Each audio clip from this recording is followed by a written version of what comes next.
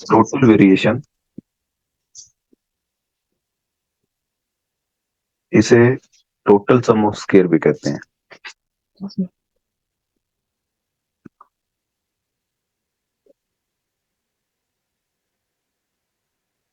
And denoted by TSS। TSS simple regression या multiple regression, उसका same to same है formula. y minus Y bar का square ये equal होता है summation y square minus summation y whole square over n।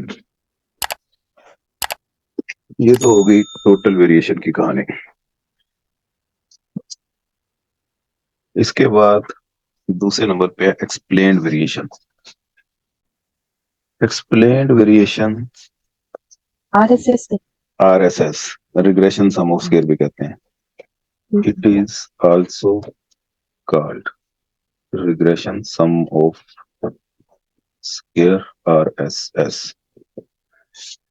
और इसका formula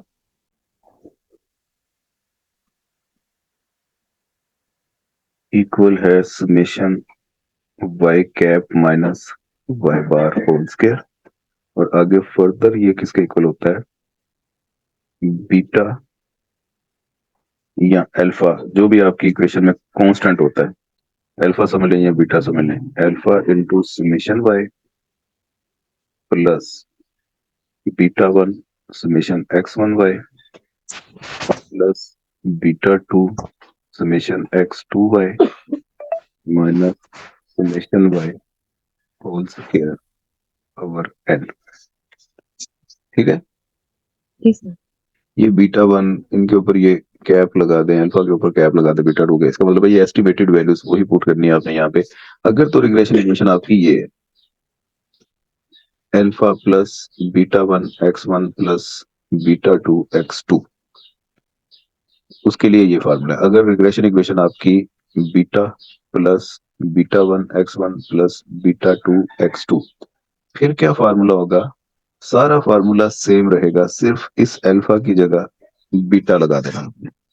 ठीक है सर। ये हो गया RSS का formula.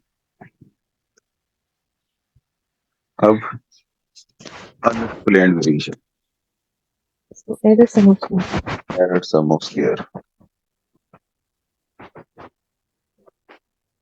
it is also called error sum of square ESS।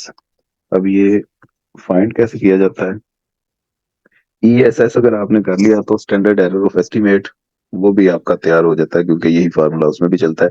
सिर्फ n-3 से डिवाइड करना होता है आपने ESS को। ESS इक्वल है summation y minus y cap whole का स्क्वायर, ये इक्वल है जी summation y square minus alpha summation y minus beta 1 summation x1y minus beta 2 summation x2y। ये ले, ठीक है। इसमें भी अगर आपके पास अल्फा की जगह बीटा है रिग्रेशन इक्वेशन में, तो इसकी जगह बीटा आप लगा दीजिएगा, बाकी फार्मूला सेम रहेगा।